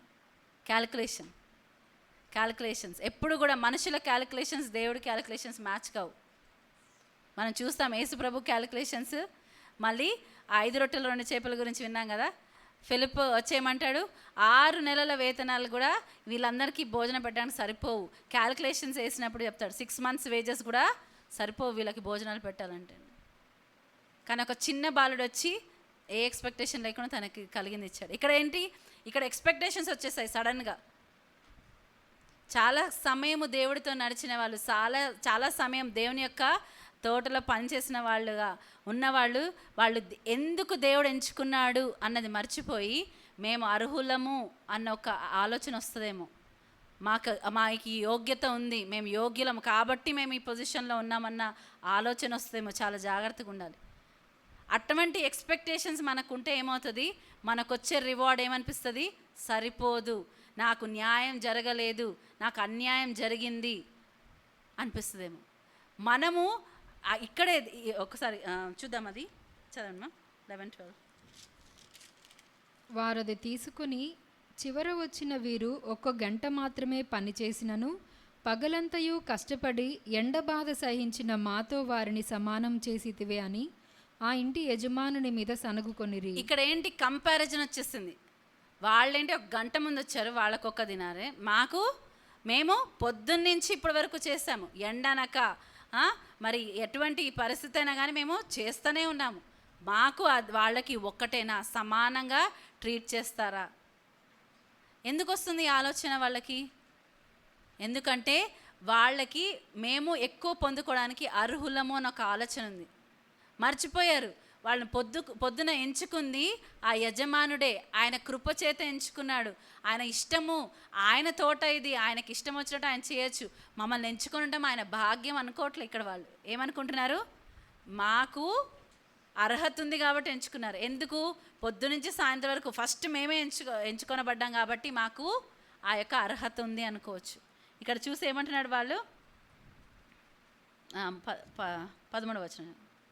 అందుకతడు వారిలో ఒకని చూచి, స్నేహితుడా, నేను నీకు అన్యాయము చేయలేదే. ఇక్కడ ఏమంటున్నాడు ఆయన నిజంగా కంపాషన్ గల యజమానుడు. ఏమంటున్నాడు?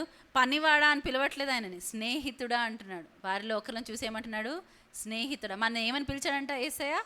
స్నేహితులు. మీరు ఇప్పుడు ఇంకా సర్వెంట్స్గా పిలువబడరు కానీ ఏమంటారు?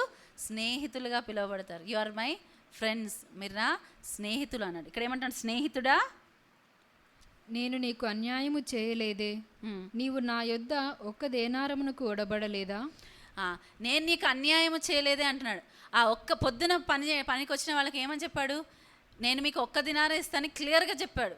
వాళ్ళు ఏం చేస్తారు? దానికి ఒప్పుకున్నారు. మనకి ఏదైతే పని ఇవ్వబడిందో మనం ఒప్పుకొని దేవుని యొక్క మరి ఈ యొక్క ద్రాక్ష తోటలో వచ్చామా, లేకపోతే మన ఎక్స్పెక్టేషన్స్ కూడా పెరుగుతా వచ్చాయా? దేవుడు అన్యాయం చేస్తున్నాడన్న ఫీలింగ్తో మనం ఉన్నామా? ఎందుకు? నాకు సీనియారిటీ చాలా ఉంది, మనకు ముందు మనతో పాటు వచ్చిన వారు ఎదుగుతూ ఉంటే మనకు ఆ ఫీలింగ్ ఉందా? లేకపోతే మనం దేవుడు నాకు రివార్డ్ ఇచ్చేవాడని యోసేపు లాగా అటువంటి ఫీలింగ్తో ఉన్నామా? దేవుడు నాకు రివార్డ్ ఇచ్చేవాడు, దేవుడు నన్ను ఘనపరిచేవాడు, ఎవరు ఏమి చేయాలనుకున్నా దేవుడు నాకు ఇచ్చిన కళ, నాకు ఇచ్చిన దర్శనం ఎవ్వరి వల్ల తీసుకోవడం ఎవ్వరి వల్ల కాదు అన్న గ్యారంటీ మనకుందా? లేకపోతే చాలామంది ఏదైనా తప్పించుకోవాలంటే ఇంక్లూడింగ్ మీ, నేనేం చేస్తాను? ఎవరో ఒక్కరి మీద చెప్పాలనుకున్నా, వాళ్ళ వల్ల నాకు ఈ పరిస్థితి వచ్చింది, వీళ్ళ వల్ల నాకు ఈ పరిస్థితి వచ్చింది, వాళ్ళు అలా చేశారు కాబట్టి నేను ఈరోజు ఈ దాంట్లో ఉన్నా. ఎవరో కాదు, నాకు మా పేరెంట్స్ పైన చాలా కోపం ఉండేది. మా అమ్మ నేను చాలాసార్లు చాలా బాధ పెట్టిన రోజులు ఉన్నాయి. కొన్ని ఫ్యామిలీ సిచ్యువేషన్స్ వల్ల అంత మంచిగా కేర్ చేయలేకపోయారు మా పేరెంట్స్. నేను మా తమ్ముడు మా చెల్లి వేరే వేరే చోట్ల పెరిగాం. సో ఎప్పుడు నాకు ఒక కోపం ఉండేది, ఎప్పటి వరకు దేవుడి యొక్క వాక్యం నాతో మాట్లాడే వరకు. మీకు పెంచడం రాకపోతే ఎందుకు అన్నారని నేను అడిగేదాన్ని. మా అమ్మ ఏడ్చిన రోజులు ఉన్నాయి ఆ మాటకి. కానీ నాకు రోషము పౌరుషం చాలా వచ్చేది. వీళ్ళ వల్ల మేము ఈ స్థితిలో ఉన్నాం, వీళ్ళ వల్ల వీరందరితో మేము మాట్లాడుతున్నాం అని ఒక చాలా ఇది ఉండేది. ఒక్కరోజు నేను దేవుళ్ళు వచ్చిన కొత్తలో అన్నాడు, నీ తల్లిని నువ్వు ఎందుకు కన్నావు అన్న వాళ్ళకి శ్రమ అని యెషయా 45వ అధ్యాయంలో ఉంటుంది. అప్పుడు నాకు భయం వచ్చింది ఆ వాక్యం విన్నప్పుడు. నువ్వు ఎందుకు కన్నావు అని తల్లిని అడిగితే అటువంటి వాళ్ళకి ఏంటంట శ్రమ. ఆ మాట విన్నప్పుడు నాకు భయం వచ్చి అప్పుడు నేను మా అమ్మని క్షమాపణ అడిగా. మమ్మీ నాకు క్షమించు, నేను ఈ మాట అని బాధ పెట్టినాను కాబట్టి నాకు క్షమించు. ఆ రోజు తర్వాత ఎప్పుడు కూడా నేను ఆ మాట అనలేదు. సరిగ్గా చూసుకోవాల్సిందేమో అన్నచ్చు, కానీ ఎందుకు అన్నావు, మీకు పెంచడం చేతకపోతే ఎందుకు అన్నావు అని ఎప్పుడూ అడగలేదు. ఆ భయం వచ్చింది ఆ మాట విన్నప్పుడు. ఇప్పటికీ నేనైతే ఉన్న ప్రతి పరిస్థితిని బట్టి దేవునికి థ్యాంక్స్ చెప్తా. ఒకవేళ ఆ పరిస్థితులు లేకపోతే ఈరోజు నేను దేవుని తెలుసుకునేదాన్ని కాదేమో. కాబట్టి ఆ పరిస్థితి రావడం మంచిదే అనుకుంటా. ఎందుకంటే అన్నిటికన్నా బెస్ట్ సంగతి జరిగింది ఏంటి? నేను యేసయ్యను రక్షకునిగా తెలుసుకోవడం, ఆయన బిడ్డగా ఉండడం. దానికోసం ఎన్ని శ్రమలు అనుభవించినా, ఎన్ని బాధలు పడ్డా అది ఓకే. అల్టిమేట్లీ నేను ఆయన బిడ్డగా ఉంటా, ఆయన బిడ్డగా బ్రతుకుతా, ఆయన బిడ్డగా చనిపోతా. ఆ యొక్క ఆధిక్యత కోసం ఇవన్నీ కూడా ఏంటి, ఇట్స్ ఓకే, పర్వాలేదు. మనం ఎప్పుడైతే నాకు అర్హత ఉంది, నేను యోగ్యురాలని యోగ్యుడని అని మనం ఎప్పుడైతే అనుకుంటామో మనకు డిసప్పాయింట్మెంట్ అనేది వస్తుంది, డిస్కరేజ్మెంట్ అనేది వస్తుంది. మనుషులు ఎవ్వరు కూడా నా పరిస్థితిని మార్చలేరు. నా స్థితిని మార్చగలిగేవాడు, లేకపోతే ఈ స్థితిలో పెట్టినవాడు దేవుడే.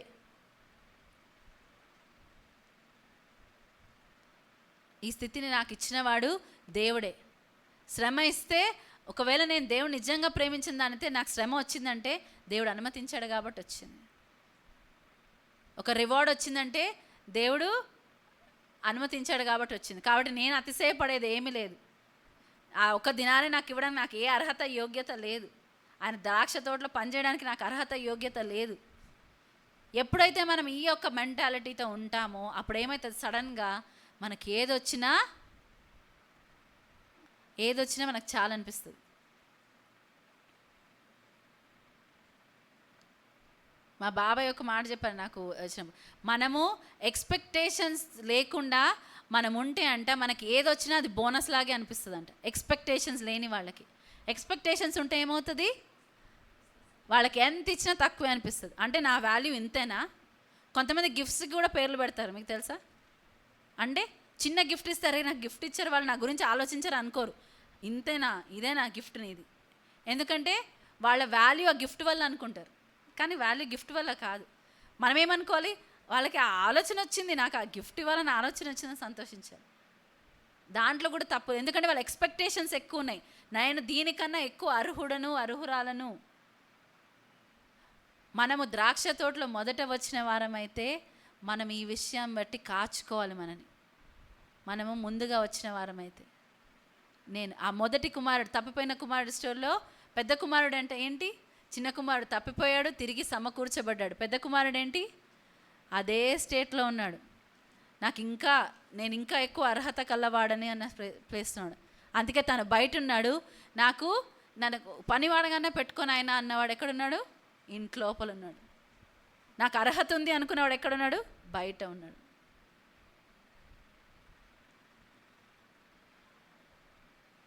దేవుడు ఏమంటారు, ఆ ప్రైడ్, అహంకారాలు ఏంటంట ఆయన పక్కకు పెట్టేస్తాడు, కానీ దీనులనైనా కృప అనుగ్రహిస్తాడు, కృప చూపిస్తాడు.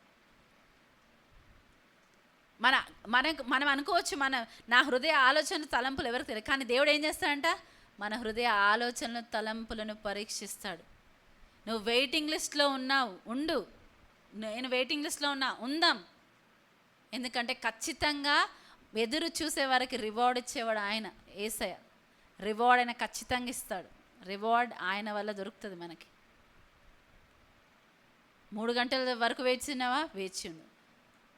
5 గంటల వరకు వేచినా, వేచిండు. 11th అవర్లో దర్శించి వాళ్ళకి ఏమిచ్చాడు దేవుడు, వాళ్ళ వెయిటింగ్ వేస్ట్ పోయిందా? మనం అనుకోవచ్చు ఆయన తోటలో పనిచేసే వారినే చూస్తున్నాడా, లేదు, ఎదురు చూసేవాడిని కూడా చూశాడు. ఆయన వాడిని చూసి జాలిపడ్డాడు. ఎవరికి ఎక్కువ రివార్డ్ వచ్చింది, ఎదురు చూసిన వారికి వచ్చింది యాక్చువల్లీ. ఎందుకంటే ఎదురు చూడడం కష్టమైన పని, నిలిచి ఉండడం కష్టమైన పని. 500 మంది యేసు ప్రభు పునరుద్ధరణ అయ్యేదాకా చూశారంట, కానీ ఎంతమంది వేచి ఉన్నారు, 120 మందే. వారు పొందుకున్నారు పరిశుద్ధాత్మను, శక్తిని, దేవుని యొక్క అభిషేకాన్ని పొందుకున్నారు. వేతనాలతో మరి వీళ్ళకైతే తృప్తి లేదు. అయితే తర్వాత ఏమంటున్నాడు 13వ వచనం, అందుకు అతడు వారితో ఒకని చూచి, స్నేహితుడా, నేను నీకు అన్యాయము చేయలేదే, నీవు నా యొద్ద ఒక దేనారమునకు ఓడబడలేదా? నీ సొమ్ము నీవు తీసుకొని పొమ్ము. నేను నీకు అన్యాయం చేయలేదే, నువ్వు ఒక దినార కోసం ఒప్పుకున్నావు కదా, నీ సొమ్ము నువ్వు తీసుకొని పో. నీ రివార్డ్ నీకుంది, పక్కనోళ్ళ రివార్డ్ గురించి నువ్వు ఆలోచించకు.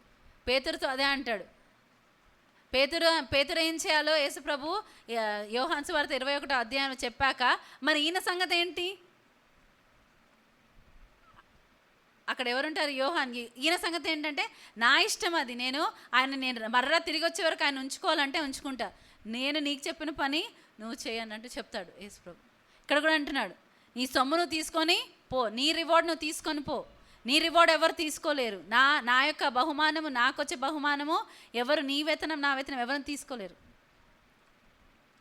మనం వేతనం కోసం పనిచేస్తున్నామా, రివార్డ్ కోసము, దేవుడు మనకిచ్చే బహుమానం కోసం పనిచేస్తున్నామా? వేతనం కోసం పనిచేసే వాళ్ళకి ఎప్పుడూ తృప్తి ఉండదు. చాలామంది వర్క్ చేస్తుండొచ్చు, నేను దీనికన్నా ఇంకా బెటర్ శాలరీ వచ్చి చూసుకుందాం అనుకుంటాం, దీనికన్నా బెటర్ అని ఎప్పుడు మనకు ఆ ఎక్స్పెక్టేషన్ ఉంటుంది. ఎవరైనా శాలరీతో తృప్తి కలిగి ఉన్న వాళ్ళు ఎవరైనా ఉన్నారా? నాకైతే లేదు.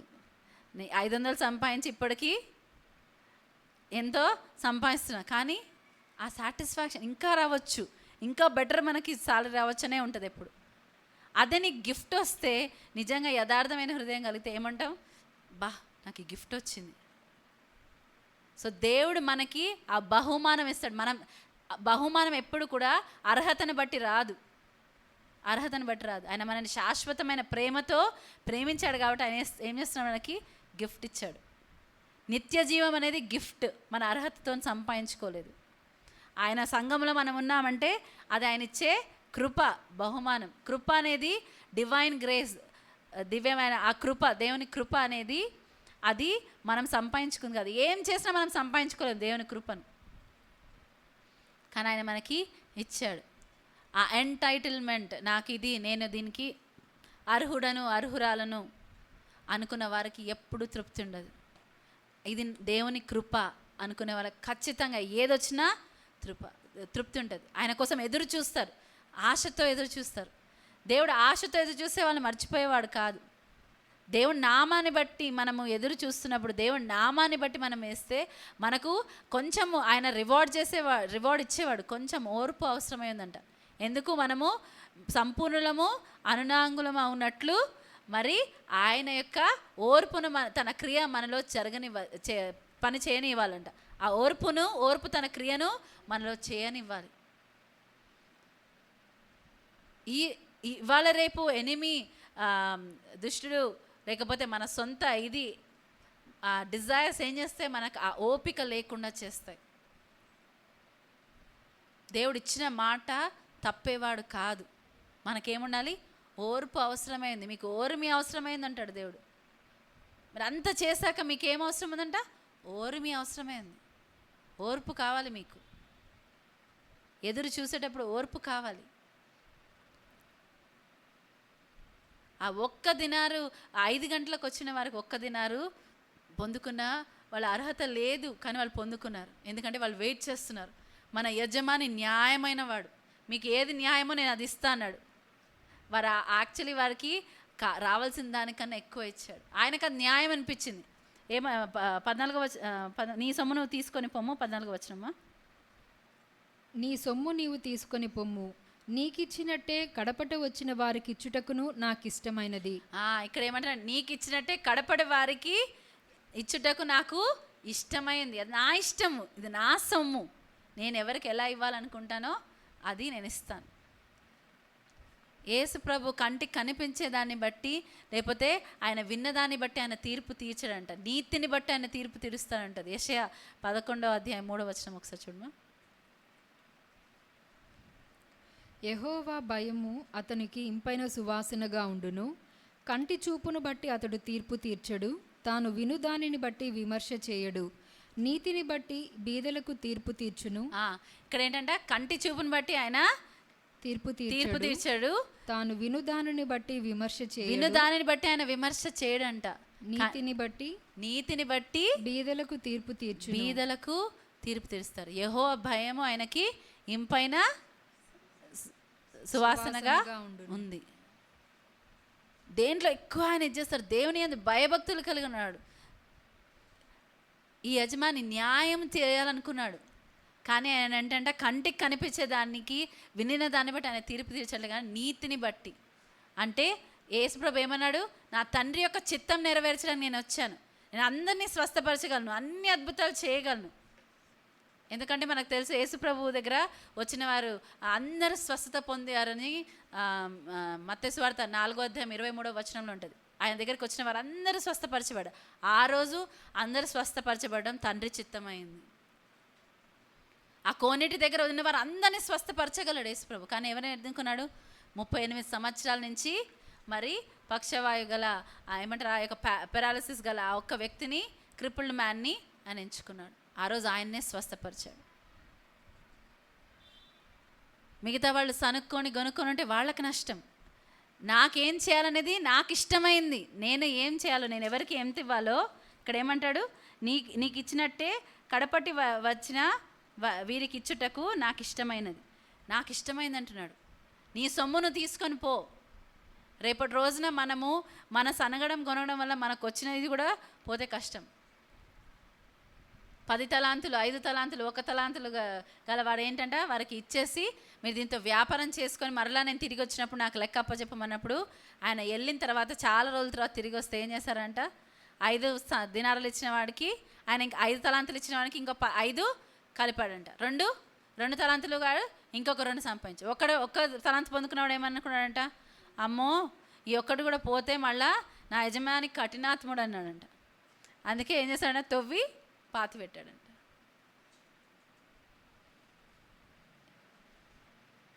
మన ఆలోచన దేవుడి పట్ల ఎట్లా ఉన్నాయి? దేవుడిని మనం ఎలా ఆలోచిస్తున్నాం?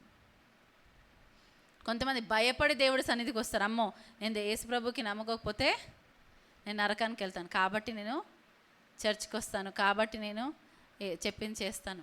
ఇంటెన్షనల్గా, ఇష్టపూర్వకంగా చేయం. కానీ ప్రేమతో చేసేది వేరేలాగా ఉంటుంది, భయముతో చేసేది వేరేలా ఉంటుంది. ఇక్కడ యెహోవా భయం ఆయనకి ఇంపైన సువాసనగా ఉందంటే మన భయపడ్డట్టుగా, అంటే ఆదాము అవ్వ ఎలా అయితే పారిపోయి భయముతో దాక్కుంటారు, ఆ భయం కాదు. భయముతో అంటే రెవరెన్స్, ఆ భక్తి, ఆ యొక్క ఆయన విధేయతతో వచ్చి కూడిన ఆ భయభక్తులు, అది మాట్లాడుతున్నాడు. ఏ విధముగా మనం ఆ యొక్క మన యజమానిని చూస్తున్నాం. ఆయన పైన సనుక్కున్నాడంట. ఎందుకు సనుక్కున్నాడు? అన్యాయం చేశాడని సనుక్కున్నాడంట కదా, అందుకే కదా సనుక్కునేది. మనం నిజంగా దేవుని పైనే మన దృష్టి ఉంటే సనుగుతామా, గొనుగుతామా? ఎందుకంటే ఆయన జస్ట్ రివార్డర్. మనకు అన్యాయం జరిగిందని మనకు అనిపించవచ్చు, కానీ దేవుడికి గొప్ప ప్రణాళిక ఉండొచ్చు. యోసేపు అన్యాయం జరిగిందని చెప్పి సనుక్కొని గొనుక్కొని ఉంటే ఆయనకు వచ్చే ఇది ఆయన కళ నెరవేరేది కాదేమో.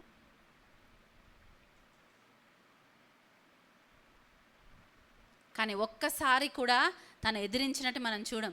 మీరైతే నాకు కీడు చేయాలనుకున్నాను, కానీ దేవుడు దాన్ని మేలుగా మార్చాడు. మనుషులు కీడు చేయాలనుకోవచ్చు, మన పరిస్థితులు మనకు అన్యాయంగా అనుకోవచ్చు, కానీ మనం ఏం తెలుసుకోవాలి? యేసు ప్రభు అంట తను చూచిన దాన్ని బట్టి, విన్న దాన్ని బట్టి కాదు, కానీ నీతి వలన ఆయన తీర్పు తీరుస్తాడంట. హల్లెలూయా. నీతిని బట్టి. ఆ నీతి మనకు మన కళ్ళకి మంచిగా అనిపించకపోవచ్చు, మన చెవులకు మంచిగా అనిపించకపోవచ్చు, కానీ తండ్రి మాట అంటే నీతి అంటే ఏంటి? రైచియస్నెస్ అంటే దేవునితో సరైన సంబంధం, తండ్రితో సరైన సంబంధం కలిగి ఉండడం, అంటే తండ్రి చిత్తాన్ని నెరవేర్చడమే. ఇక్కడ యేసు ప్రభు ఏది చేసినా నా తండ్రిని ఏది చెప్తే నేను అది చేస్తా అన్నాడు. అది నీతి. మనకు మంచిది అనిపించింది కాదు, తన కళ్ళకు మంచిది అనిపించింది కాదు, తనకు చెవులు విన్నది మంచి అనిపించింది కాదు. అలా అయితే ఆ యొక్క ఏమంటారు, వ్యభిచారంలో పట్టబడే స్త్రీని ఏం చేశారు? అందరూ న్యాయమే వాళ్ళు అన్నది మాట్లాడింది. ధర్మశాస్త్ర ప్రకారం ఖచ్చితంగా న్యాయమే మాట్లాడారు. కానీ ఆయన ఏమన్నాడు? మీలో ఎవరైనా ఒకవేళ పాపం లేని వాళ్ళైతే ఫస్ట్ రాయి ఏమన్నారు. ఒక ప్రీచర్ అంటాడు, ఇవాళ రేపు ఉన్న వాళ్ళు అయితే నిజంగా వేసేస్తారంట రాయి, నాలో ఏం తప్పు లేదనుకుంటారంట. కానీ అట్లీస్ట్ అక్కడున్న వాళ్ళకి యేసు ప్రభు ప్రజెన్సే వాళ్ళని కన్విక్ట్ చేస్తుంటుంది, వాళ్ళని ఒప్పించుంటుంది. లేదు అని అందరూ అక్కడి నుంచి వెళ్ళిపోయారు. ఒకసారి యోహాను సువార్త 7:24 చూడమా. వెలుచూపును బట్టి తీర్పు తీర్చక న్యాయమైన తీర్పు తీర్చుడనెను. ఒక కురచ చెయ్యి గలవాడిని ఏమంటారు, సబ్బాతు రోజు స్వస్థపరిస్తే యేసు ప్రభుని స్వస్థపరిచింది మర్చిపోతున్నారు, కానీ నువ్వు ఇది పాటించలేదు, అది పాటించలేదని ఆయనని ప్రశ్నిస్తున్నాడు. ఇక్కడ ఏమంటారు యేసు ప్రభు? మళ్ళొకసారి చదువు. వెలుచూపును బట్టి తీర్పు తీర్చక న్యాయమైన తీర్పు తీర్చుడనెను. వెలుచూపును బట్టి తీర్పు తీర్చక న్యాయమును బట్టి తీర్పు తీర్చమంటున్నాడు. మన లైఫ్లో మనం జడ్జ్ చేసుకున్నప్పుడు మనము కూడా కనిపించే దాన్ని బట్టి తీర్పు తీర్చకుండా న్యాయమైన దాన్ని బట్టి, దేవునికి అంగీకారమైన దాన్ని బట్టి, నేను నా గురించి ఇతరుల గురించి అనుకుంటున్నానా, లేకపోతే నా కళ్ళకి ఏది మంచిగా అనిపిస్తుంది, నా చెవులకు ఏది వినపడితే మంచిగా అనిపిస్తుందో దాన్ని బట్టి నేను తీర్పు తీరుస్తున్నాను.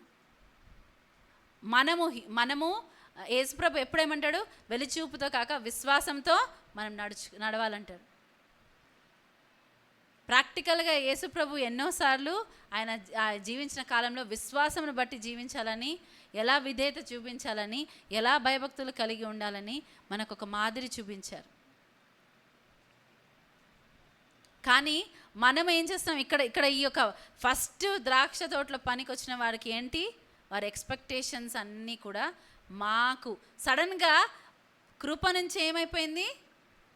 వారి యొక్క దృష్టి మరలిపోయి వారికి అర్హత ఉంది అంటే ఎక్స్పెక్టేషన్స్ వాళ్ళ అర్హత బట్టి వచ్చేసింది. కృప అనేది పోయింది, అర్హత వచ్చేసింది. నేను అర్హుడను అర్హురాలని వచ్చేసారు. అందుకే దాని తర్వాత ఏమన్నాడు యేసు ప్రభు? 15వ వచనం చదువు, 15-16. నాకిష్టం వచ్చినట్టు నా సొంత సొమ్ముతో చేయుట న్యాయము కాదా? నేను మంచివాడనైనందున నీకు కడుపు మంటగా ఉన్నదా అని చెప్పెను. ఇక్కడ ఏమంటున్నాడు? నాకు ఇష్టం వచ్చినట్లు నా సొంత సొమ్ముతో చేయుట న్యాయము కాదా? నా సొంత సొమ్ముతో నాకు ఇష్టం వచ్చిన. మనం ఎవరంట? మనం ఎవరము?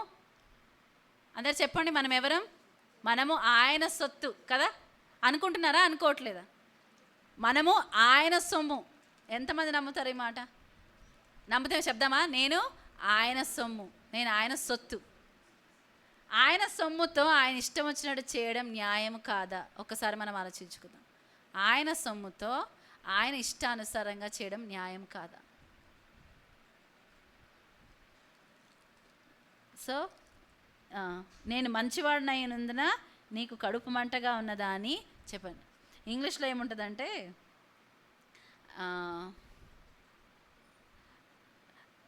Are do you begrudge my generosity అంటే నేను మంచివాడిని అయినందుకు నువ్వు కోపం పెట్టుకుంటావా, లేకపోతే ఏమన్నా సనికి గొనుగుతావా అని అంటాడు.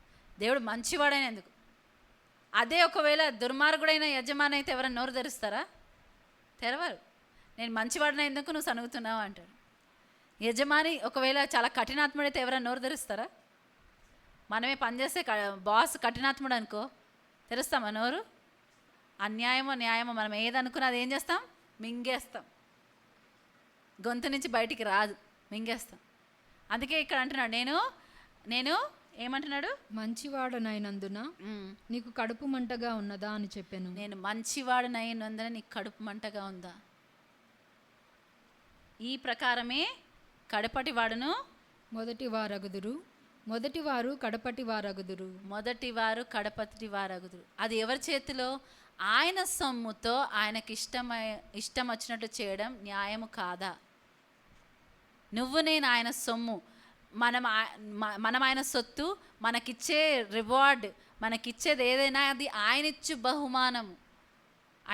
ఆయనిచ్చు బహుమానం. ఈ రెండు విషయాలు మనం గ్రహిస్తే ఆయన నాతో ఏది చేసినా అది న్యాయమే అంటాం.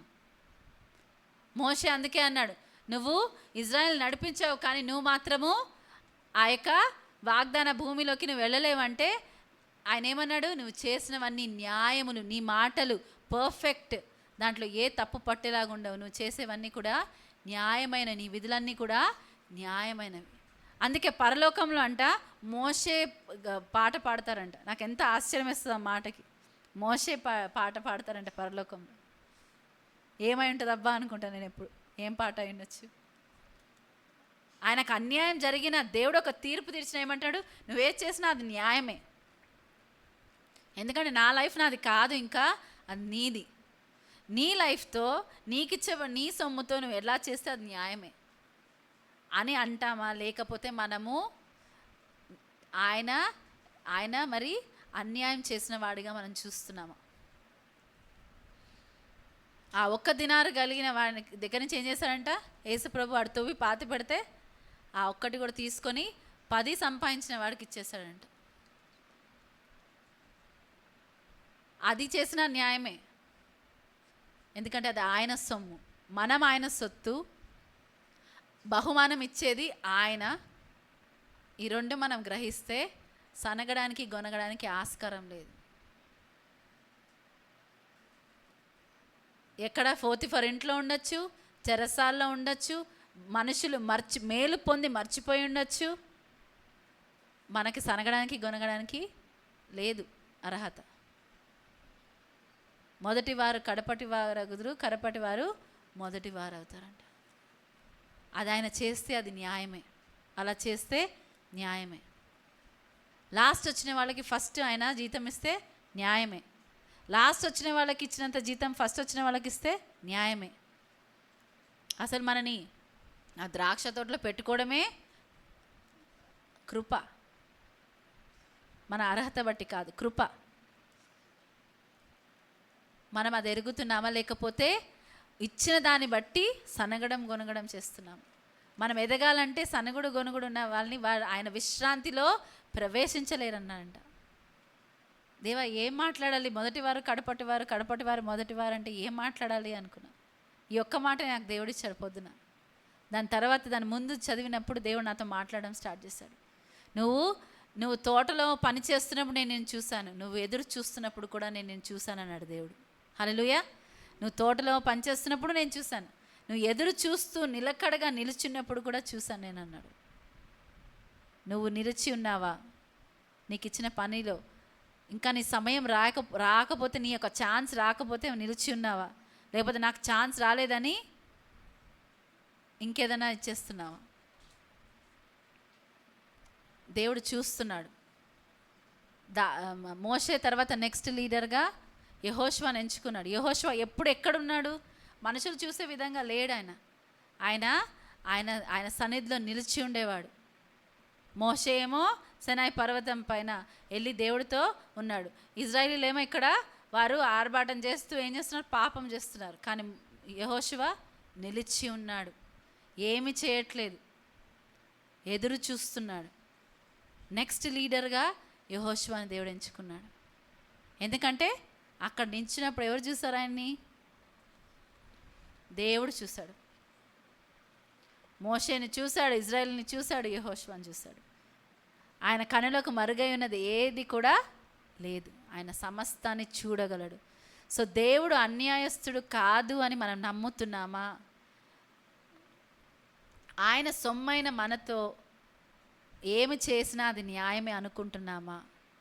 దేవుడు నాకు అన్యాయం చేస్తున్నాడు అనుకుంటున్నామా? ఇవన్నీ ప్రశ్నలు మనకు మనం వేసుకోవాలి. ఒక్కళ్ళు మనల్ని తీర్పు తెచ్చారు. మన అంతరంగంలో ఏముందో అనేది దేవుడు ఎరిగి ఉన్నాడు, పరీక్షిస్తున్నాడు. ఎదురు చూడడం అనేది నాట్ ఎ బ్యాడ్ థింగ్. అది చెడ్డది కాదు. దానికి జస్ట్ రివార్డ్ ఉంటుంది ఖచ్చితంగా. ఆ ఎదురు చూసిన వారు 5 గంటల వరకు ఎదురు చూసిన వారు ఏం పొందుకున్నారు? యాక్చువల్లీ అందరికన్నా ఎక్కువ రివార్డ్ వాళ్ళకే వచ్చింది. ఎదురు చూడడానికి రివార్డ్ వచ్చింది, పని చేయడం కన్నా. హల్లెలూయా. ఎదురు చూడడానికి కూడా రివార్డ్ ఇస్తాడు దేవుడు. సో ఆ విషయము మనం జ్ఞాపకం చేసుకుందాం, ప్రార్థన చేసుకుందాం. హల్లెలూయా. నీకు వందనాలు ప్రభువా. నాయన, మేము నీ సొత్తు అయిన ప్రజలం. ఈరోజు మేము ఒప్పుకొంచున్నాం. మేము మీ సొత్తు ప్రభా, నువ్వు వెల ఇచ్చి కొనుక్కున్నావు మమ్మల్ని. నాయన, మేము నీ సొత్తు. నువ్వు మాకు ఏది ఇచ్చినా అది కేవలం బహుమానం, అది మేము సంపాదించుకున్న జీతం కాదు ప్రభువా.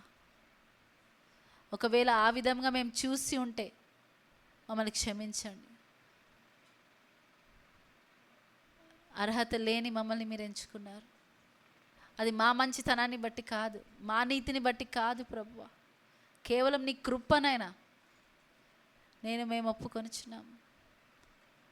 అవును ప్రభువా. ఒప్పుకుందామా సంగమా? ప్రభువా, నేను నీ సొత్తుని ప్రభువా. నీకు ఇష్టమైనట్టు నువ్వు చేయడం న్యాయమే ప్రభువా. న్యాయము తండ్రి నాయన. నీకు ఇష్టమైనట్లుగా చేయి. నీకు ఇష్టమైనట్లుగా నువ్వు చేసినప్పుడు అవును తండ్రి, నేను నీ మాటకు లోబడేలాగా సహాయం చేయి.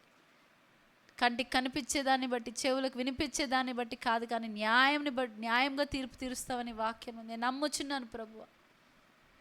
మేము నమ్ముచున్నాము. నీకు మమ్మల్ని మేము అప్పగించుకోవడానికి సహాయం చేయండి. ఎదురు చూచే వారిగా మేము ఉంటుండగా ఎంతోమంది ఎన్నో ప్రామిసెస్ నెరవేర్చబడడానికి ఎదురు చూస్తున్నాం. నాయనా, నీవు నమ్మదగిన వాడవు ప్రభా. నువ్వు చూచున్న దేవుడవు ప్రభా. నువ్వు చూచుచున్న వాడవు. నువ్వు జస్ట్ రివార్డ్ ఇచ్చే దేవుడవు ప్రభా. దాన్ని బట్టి నీకు వందనాలు చెల్లిస్తూ నన్ను మా అందరినీ ప్రభా నీ ద్రాక్ష తోటలో సనగకుండా గొనగకుండా పనిచేసే వారిగా మమ్మల్ని చేయమని అడుగుతున్నాం.